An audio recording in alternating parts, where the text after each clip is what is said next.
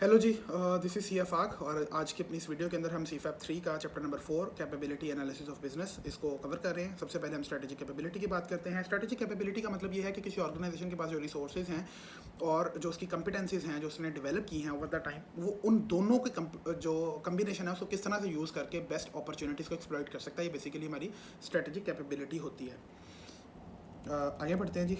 जैसे हम आगे बढ़ते हैं तो हमारे पास वैल्यू चेन आ जाती है। वैल्यू चेन का मतलब ये है कि वो डिफरेंट कह लें कि प्रोसीजर्स जो कि ओवरऑल हमारी वैल्यू जो है वो डिफाइन कर रहे हैं, इसको वैल्यू चेन कहा जाता है।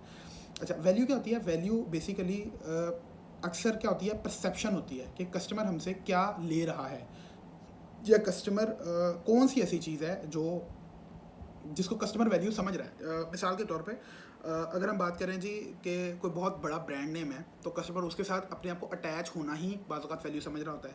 या बाज़-औक़ात कोई छोटा बिजनेस है तो उसकी जो अच्छी प्रोडक्ट क्वालिटी होती है वो उसकी वैल्यू होती है। ठीक है जी। इसी तरह से हमारे पास बेसिकली जो वैल्यू चेन है उसके अंदर हमारे पास दो तरह की एक्टिविटीज़ होती हैं।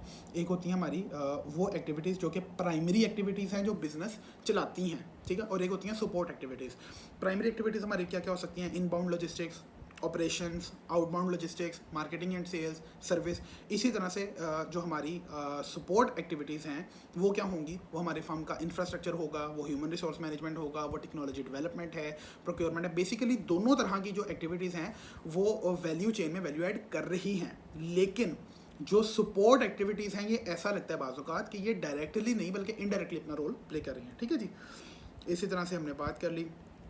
आगे चलते हैं जी। एडिंग वैल्यू, वो कहता है जी वैल्यू ऐड करने के डिफरेंट तरीके हैं। आप किसी प्रोडक्ट को उसके बेहतर डिज़ाइन के साथ बेचना शुरू कर दो, ठीक है, या आप किसी प्रोडक्ट को उससे कम प्राइस पे बेचना शुरू कर दो जिस पे वो मार्केट में बिक रही है, या फिर उस प्रोडक्ट को किसी अल्टरनेटिव चैनल के थ्रू अवेलेबल कर दो, जैसे कि फूड पांडा ने किया कि खाना है जो कि रेस्टोरेंट में पड़ा है और आपने क्या करना है कि आपने अपने घर में मंगवाना है, तो वो कहते हैं जी हम आपको दे जाते हैं। तो वो इस तरह से वैल्यू ऐड कर रहे हैं। ठीक है जी।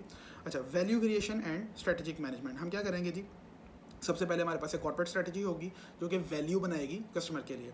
वहाँ से क्या आएंगे? हमारे पास अर्निंग्स आएंगी, डिविडेंड्स आएंगी। वहाँ से हमारी फाइनेंशियल स्ट्रेटजी बनेगी कि हम शेयर होल्डर्स के लिए कैसे वैल्यू बना रहे हैं। वहाँ से हमारे पास जो शेयर होल्डर्स हैं वो हमें पैसे देंगे। फिर हम एक इन्वेस्टमेंट स्ट्रेटजी बनाएंगे कि कहाँ इन्वेस्ट करें ताकि दोबारा से हमारा कॉर्पोरेट स्ट्रेटजी जो है उसके पूरे हो सकें। इसी तरह से हमारे पास रिसोर्सेज हैं।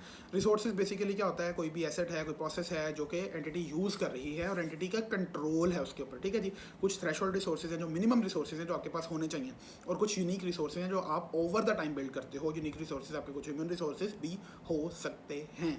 अच्छा जी, यूनिक रिसोर्सेज क्या हो सकते हैं जी? कि आपके पास कोई स्केर्स रॉ मटेरियल्स हैं, कोई ऐसे रॉ मटेरियल्स हैं जो बहुत ज़्यादा नायाब हैं और आपके पास उसकी ओनरशिप है। जैसे आपके पास एक्सप्लोरेशन राइट्स की, माइंस की, या कोई पेटेंट ऐसा जो आपके पास है जो कि बहुत लंबे अरसे तक आपके पास ही रहेगा। ठीक है जी। तो बेसिकली क्या होता है कि जो थ्रेशोल्ड रिसोर्सेज होते हैं ये सबके पास होते हैं, लेकिन अगर आपने थ्राइव करना है बिजनेस की वर्ल्ड में तो आपके पास यूनिक रिसोर्सेज होने चाहिए।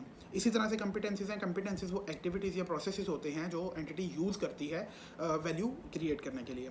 इसी तरह से हमारे पास थ्रेशोल्ड कंपिटेंसीज होंगी। थ्रेशोल्ड कंपिटेंसीज कौन सी हैं? ये वो कंपिटेंसीज हैं जो हर ऑर्गेनाइजेशन के पास होंगी, जो ऑर्गेनाइजेशन को चलाने के लिए ज़रूरी हैं। और कुछ कोर कंपिटेंसीज होंगी। कोर कंपिटेंसी हमेशा आप ओवर द टाइम बिल्ड करोगे, ये बात आपने याद रखनी है। अच्छा जी, फिर है जी कि आपने कोर कंपिटेंसी को कोशिश करनी है कि वो सस्टेनेबल हो, यानी कि लॉन्ग टर्म के ऊपर आप उसको लेके चल सको। अच्छा जी, फिर आ जाता है कंपेटिटिव एडवांटेज। कंपेटिटिव एडवांटेज तो सबको पता है कि इसका क्या मतलब है। फिर कैपेबिलिटीज़ आ जाती हैं। कैपेबिलिटी क्या है? एबिलिटी है कुछ करने की। डायनेमिक कैपेबिलिटी क्या है कि आप जैसे जैसे इन्वायरमेंट चेंज हो रहे हैं वैसे वैसे आप अपनी कैपेबिलिटी को चेंज कर रहे हो, इसको बोलते हैं डायनेमिक कैपेबिलिटी। ठीक है जी। फिर हमारे पास cost efficiency and strategic capability. Cost efficiency क्या है? कॉस्ट एफिशिएंसी का मतलब है कि आप अपनी कॉस्ट बहुत ज़्यादा कम कर लेनी है। लेकिन मसला ये नहीं है कि कॉस्ट कम करनी है, मसला ये है कि आपने कॉन्टीन्यूसली कॉस्ट कम करनी है। यानी कि आपने एक साल कॉस्ट नहीं कम करनी है, आपने मुसलसल हमेशा आपकी जो कोशिश है वो ये होनी चाहिए कॉस्ट कम होती रहे। तो ये एक बड़ा मुश्किल काम है। खैर, इसके कुछ तरीके हैं कॉस्ट एफिशिएंसी और स्ट्रेटेजिक कैपेबिलिटी को अचीव करने के।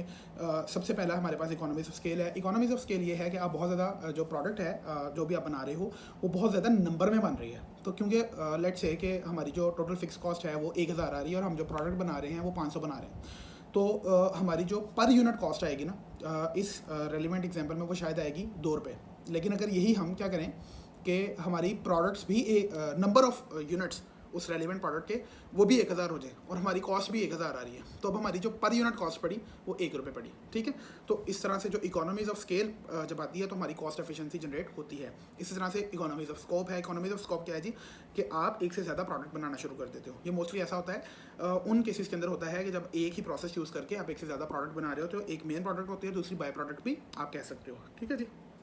फिर कॉर्पोरेट नॉलेज और स्ट्रेटजी कैपेबिलिटी के बाज़ औक़ात आपके पास ऐसे लोग होते हैं जिनके पास कॉर्पोरेट नॉलेज बहुत अच्छा होता है, या कॉर्पोरेट नॉलेज भी वो कह रहा है कि आपके पास एक ऐसी चीज़ है जिसको आप कंपेटिटिव एडवांटेज के लिए यूज़ कर सकते हो, और जो कॉर्पोरेट नॉलेज है ये ओवर द टाइम बिल्ड होगा। अच्छा जी, एनालाइज करना है आपने स्ट्रेंथ्स और वीकनेसेस को। उसके लिए हमारे पास वैल्यू चेन एनालिसिस है, capability profile of the entity है, रिसोर्स ऑडिटर, स्वॉट एनालिसिस है। स्वॉट analysis basically strengths, weaknesses, opportunities और थ्रेट, इसका प्रॉपर एक एनालिसिस होता है। कैफ के अंदर आपके पढ़कर आ रहे हैं, इसके ऊपर कोई डिटेल्ड डिस्कशन मुझे नहीं लगता कि होनी चाहिए। इसी तरह से रिसोर्स ऑडिट है कि आपके पास जितने भी रिसोर्सेज हैं उनका एक अच्छे से ऑडिट हो जाए कि आप किस रिसोर्स को किस तरह से इस्तेमाल कर रहे हो। अच्छा जी, इवेल्युएटिंग रिसोर्सेज, कि आप रिसोर्सेज को इवेल्युएट कर लो। उसमें वीरो फ्रेमवर्क आ जाता है। वैल्यू, इमिटेबिलिटी, रेयरिटी और ऑर्गेनाइजेशन। वैल्यू का मतलब है कि जो रिसोर्स है वो कंपेटिटिव एडवांटेज प्रोवाइड कर रहा है या नहीं कर रहा। इमिटेबिलिटी का मतलब होता है इमिटेशन, कॉपी करना, कि क्या हमारा जो प्रोडक्ट है, सर्विस है, ये इमिटेट तो नहीं हो रही, अक्सर हो रही होती है मार्केट के अंदर, तो आपने उसका कोई ना कोई तोड़ सोचना होता है। रेयरिटी, कि हमारी जो प्रोडक्ट या सर्विस है कितनी रेयर है। अगेन, जितनी ज़्यादा रेयर होगी उतना मुश्किल होगा उसको इमिटेट करना, और आपकी कोशिश होनी चाहिए हर बिजनेस की कि वो अपनी जो सर्विस है या प्रोडक्ट है उसको ज़्यादा से ज़्यादा रेयर बनाने की कोशिश करें। और लास्ट पे organisation is the entity organised to exploit its resources to best advantage. उसके बाद आ जाता है स्वॉट एनालिसिस, स्ट्रेंथ, वीकनेस, अपॉर्चुनिटीज और थ्रेट। स्ट्रेंथ वो चीज़ होती है जो आपके कंट्रोल में होती है, ठीक है जी, और अपॉर्चुनिटी वो होती है जो आपके कंट्रोल में नहीं होती, यानी कि जो इंटरनल होती है वो स्ट्रेंथ होती है, जो एक्सटर्नल होती है वो अपॉर्चुनिटी होती है। इसी तरह से जो आपके कंट्रोल में है, आपकी वीकनेस है, वो इंटरनल होती है, लेकिन जो आपके कंट्रोल में नहीं है वो बेसिकली थ्रेट है, और वो हमेशा आउटसाइड से होता है। ठीक है जी, तो दैट वाज चैप्टर नंबर 4। हमने इसको इफेक्टिवली 6 से 7 मिनट के अंदर कवर कर लिया। अगर आपका कोई क्वेश्चन है तो आप लाजमी कमेंट सेक्शन में